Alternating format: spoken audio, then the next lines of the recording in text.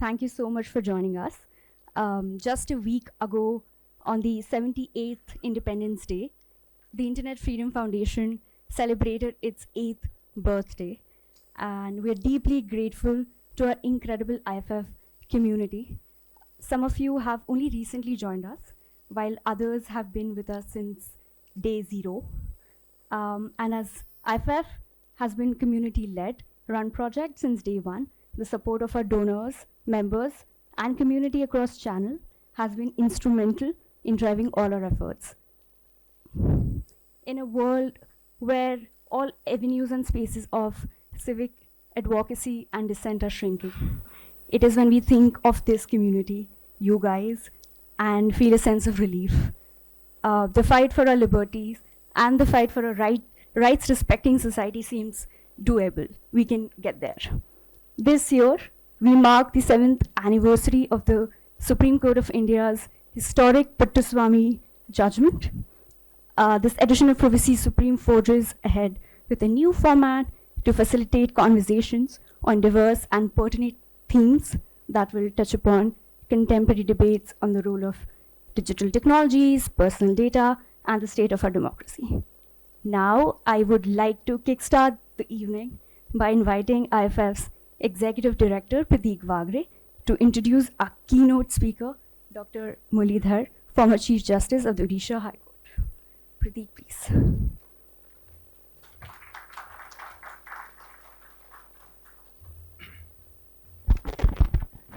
Can everyone hear me? Okay, great. Thanks, Purvai, and thank you everyone for coming. I will keep this short because I know you're not here to listen to me. Again, it is today, this evening, my distinct privilege to introduce our keynote speaker. He's a true luminary in the Indian legal system, and his illustrious career both as a member of the bar and the bench has been characterized by an unwavering dedication to justice, a profound commitment to equality, and a steadfast defense of human rights. And his legacy is a testament to the power of law as a transformational tool for social change. Dr. Muralidhar has left an indelible mark on Indian jurisprudence through some groundbreaking rulings that some of us in the room are, I'm sure, familiar with. The notable ones such as the landmark Nas Foundation case of 2009, where he alongside Chief Justice A.P. Shah struck down Section 377 of the IPC. The historic judgment affirmed that the rights to dignity and privacy are essential to life and liberty. Additionally, ruling on forceful eviction of slum dwellers in Delhi highlighted the right to city, recognizing the critical role of slum dwellers in the urban fabric, and upheld their right to housing and essential services. Something I'm sure all of us feel strongly about. So today we have the extraordinary opportunity to hear from someone who's not only upheld the rule of law but has actively shaped it into a force for social transformation. And as we reflect on 7 years of the Puttaswamy judgment, I'm sure his insights promise to challenge, inspire us, and to illuminate our thinking. Dr. Muralidhar, please.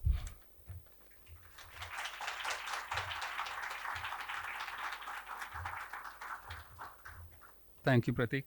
Good evening.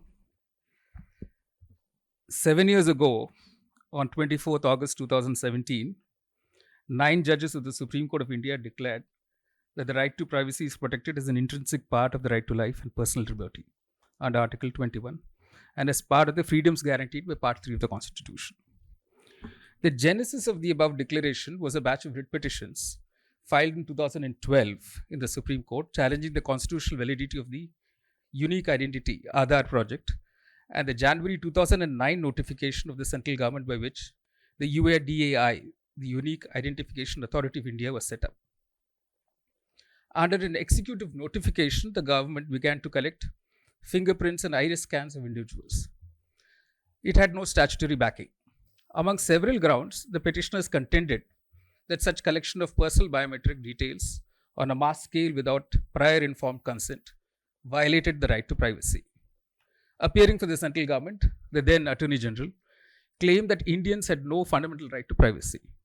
He contended that the judgments in Gobind in 1975, in Rajagopal in 1994, in the PUCL case in 1997 that recognized such a right to privacy were contrary to 2 rulings, one of an 8-judge bench in MP Sharma in 1954 and another of a 6-judge bench in Karak Singh in 1964.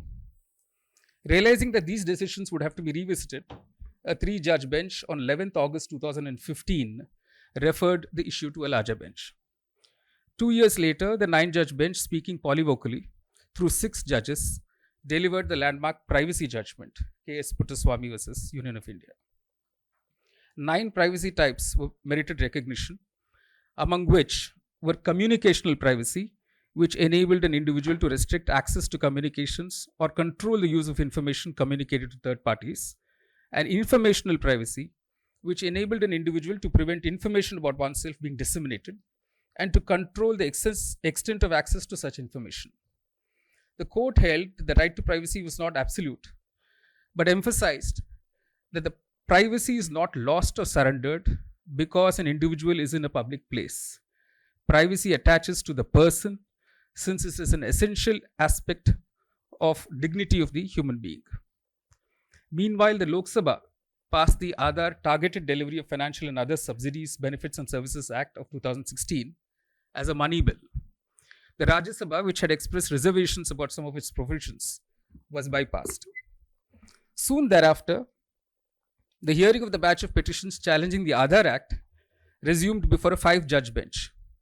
Section 7 of the Act mandated that individuals must provide proof of their Aadhaar numbers or undergo Aadhaar-based authentication to receive subsidies, benefits, or services.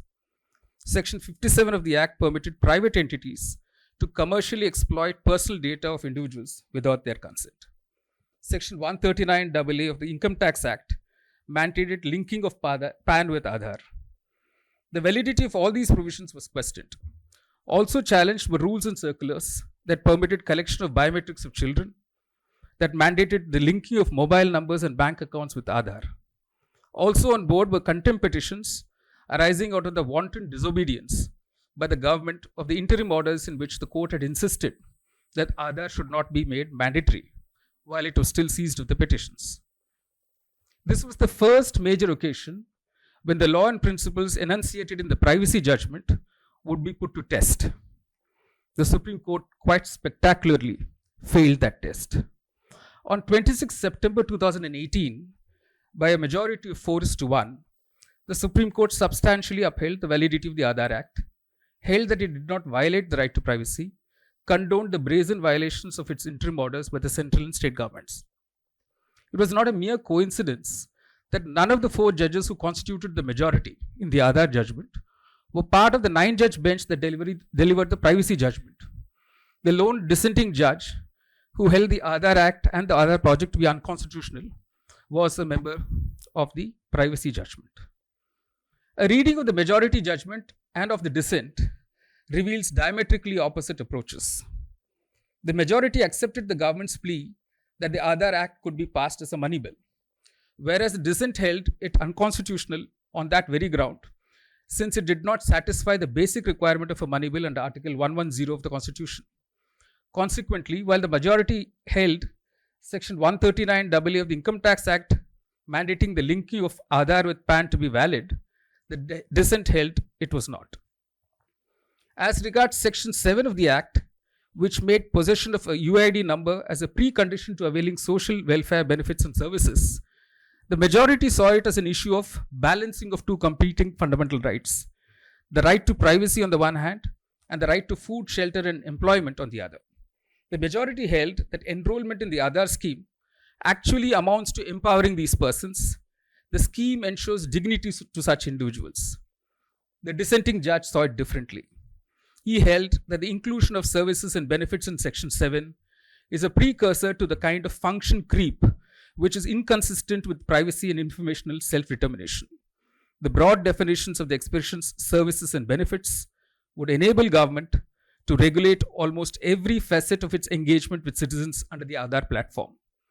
The dissenting judge asked, should the scholarship of a girl child or a midday meal for the young be made to depend on the uncertainties of biometric matches?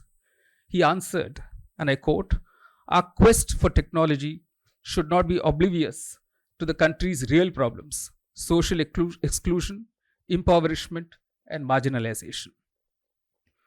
Overlooking the UIDAI's own commissioned studies, which spoke of considerable failure rates in authentication, the majority glibly accepted UIDAI's unverified claim in a PowerPoint presentation of 99.76% accuracy of the biometric data.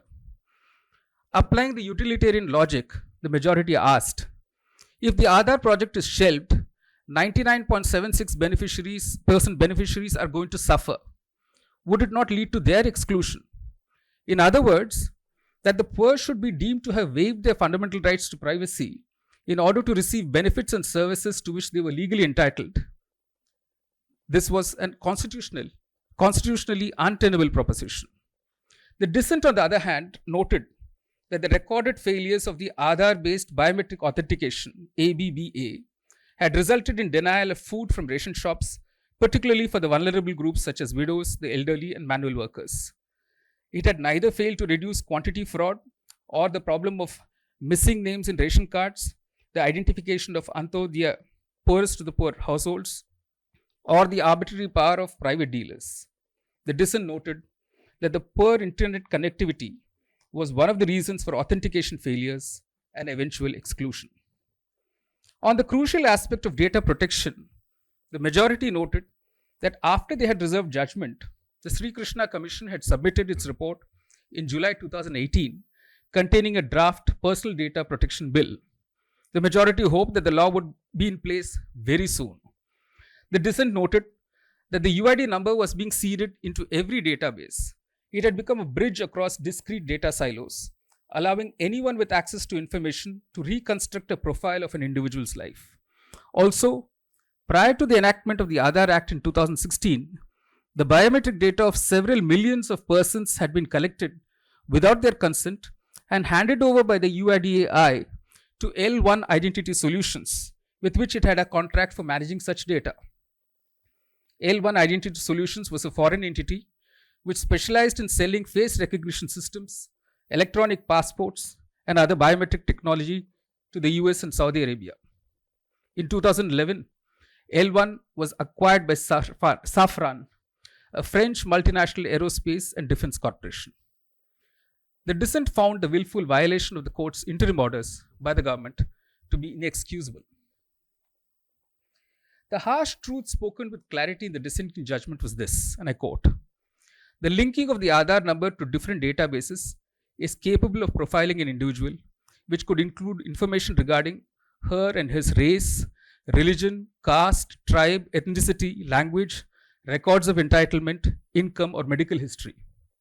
Thus, the impact of technology is such that the scheme of Aadhaar can reduce different constitutional identities into a single identity of a 12-digit number and infringe the right of an individual to identify herself or himself with choice. And yet, ignoring the large tranche of empirical data placed before it, the majority put its seal of approval on an Orwellian dystopia where the people become transparent to the state and not vice versa. The postscript of the Aadhaar judgment was somewhat disillusioning. Although the court held that Section 57 of the Aadhaar Act was unconstitutional, the compulsory linking of bank accounts and mobile numbers with Aadhaar was unlawful. The law was thereafter tweaked to permit such linking as long as there was consent. Likewise, while the court held the collection of biometrics of children to be unlawful, the law was again tweaked to permit it with the consent of parents. That brings me to the central part of this address. What difference has the privacy judgment made to our lives?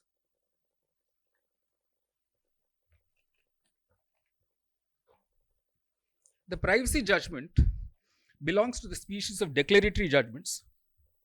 Other examples are the right to education judgment, Unnikrishnan, and the Vishaka judgment.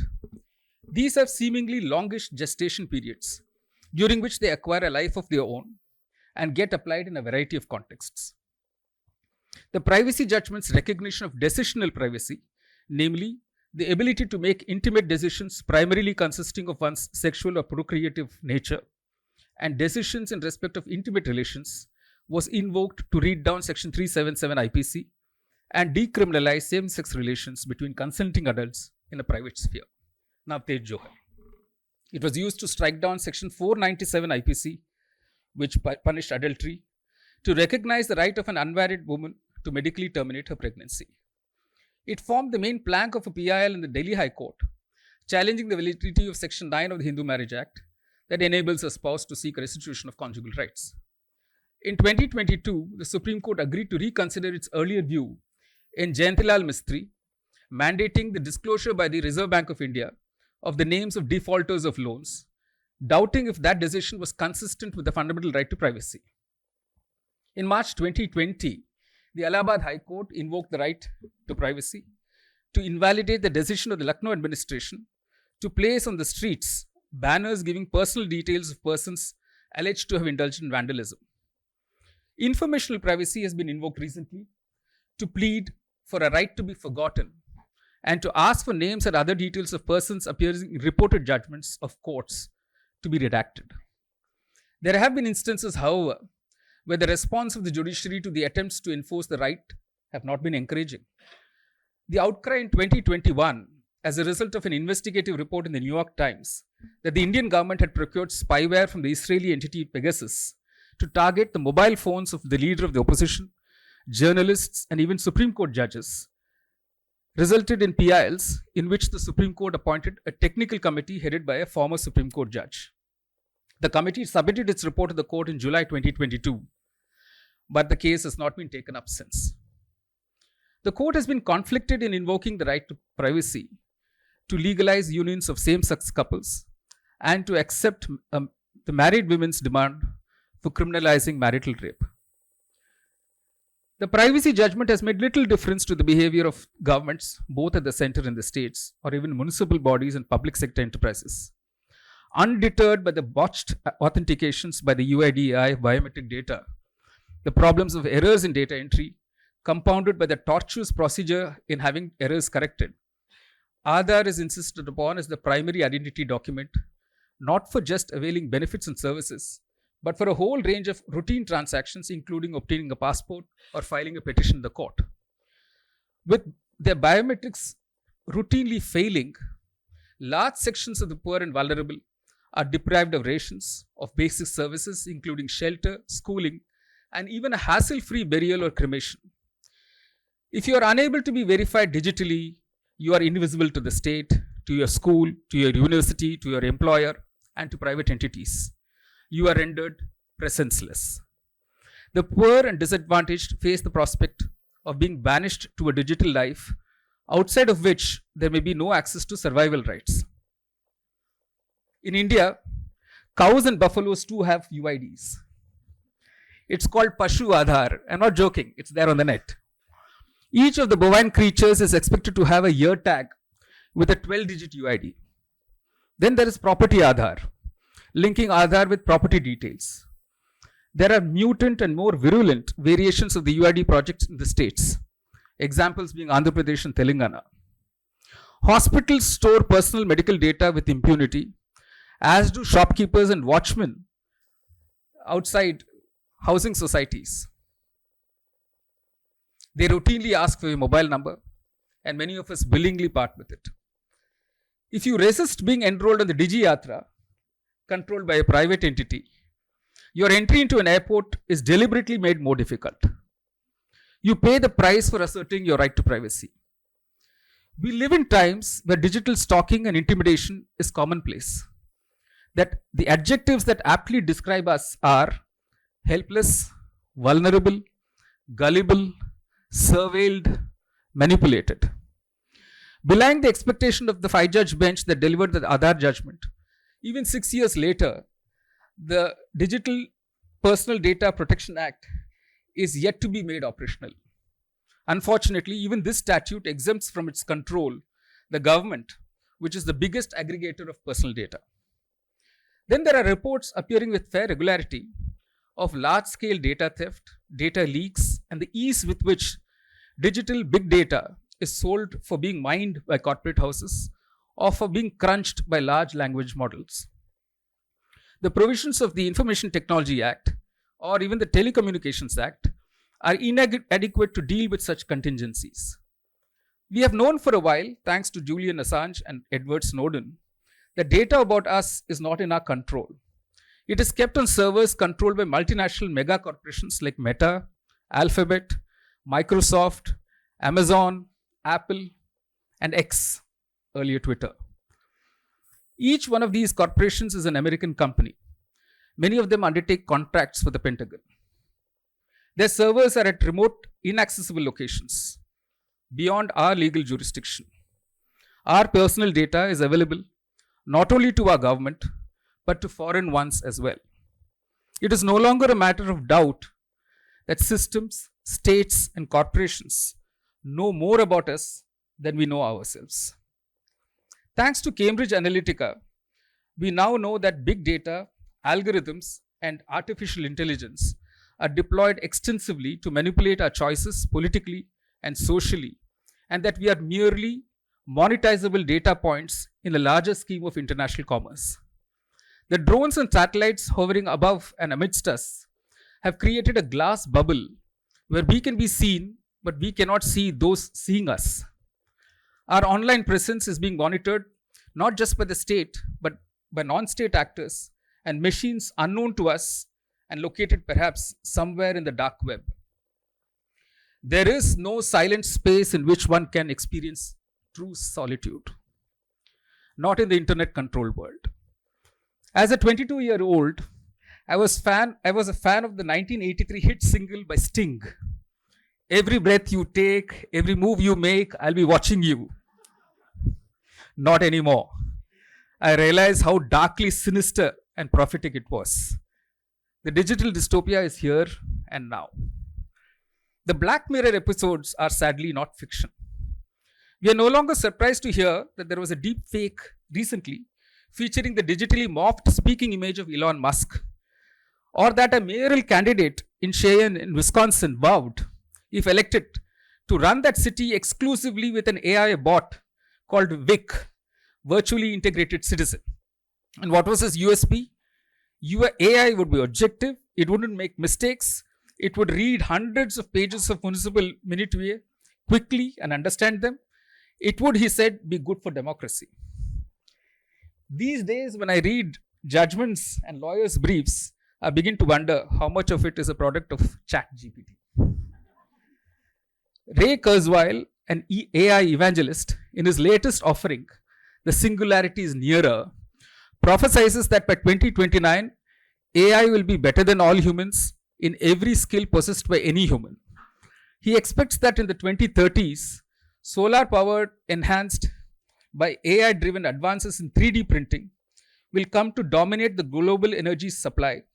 Most consumer goods will be free, and there will be a dramatic reduction of physical scarcity, which will finally allow us to easily provide for the needs of everyone. Kurzweil apparently has no problem with allowing the masking of both human mediocrity and ingenuity under an AI-generated veneer of synthetic creativity. It is trite that the internet registers every digital footprint and never forgets. Yet, one wonders whether it is the resignation to the inevitable or sheer ignorance that explains our willingly placing our intimate details in the digital domain in the form of Facebook posts, TikTok videos, Instagram images, or being excited about metaverse and the delusional prospect of assuming different digital persona, unmindful of the huge risks that we subject ourselves to. Are we in the throes of a culture of narcissism that American historian Christopher Lasch warned us about? We ask for more CCTV and facial recognition devices on roads, public transports, and apartments, not knowing who's controlling the data and how. The overload of information on the net is inversely proportional to the knowledge it generates. It has made us compulsive scrollers with diminishing attention spans. In 2019, a remarkable Malayalam film was made.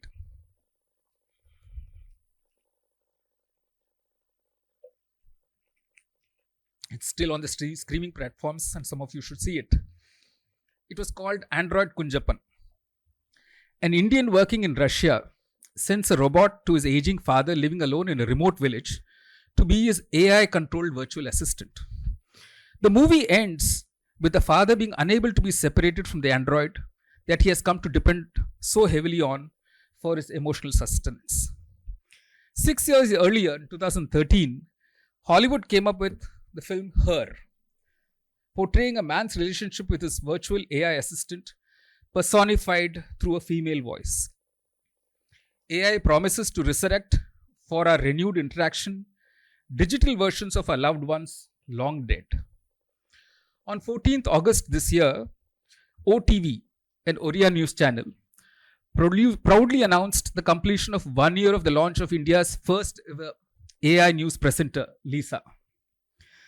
We seem to be working towards humanizing robots and robotizing humans. Renowned sociologist Sherry Turkle wonders what we have become as a result of our interactions with chatbots, robots, and programs like Siri and Alexa. She explains that talking, listening machines are comforting because they shield us from encountering friction, second guessing, ambivalence, and the fear of being left behind. The assurance of not being judged and being always validated. Things that usually make interactions with other humans messy and complicated.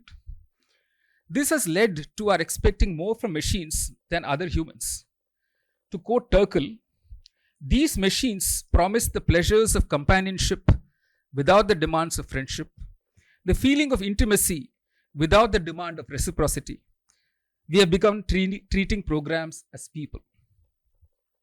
We have enabled the machine to devalue what it is to be human. We need to ask ourselves, do we want that future? What should we then do? Can we work towards building internet-free spaces where we progressively reduce our dependence on machines? Giving up resisting this overpowering of ourselves by the internet and the machines is not an option.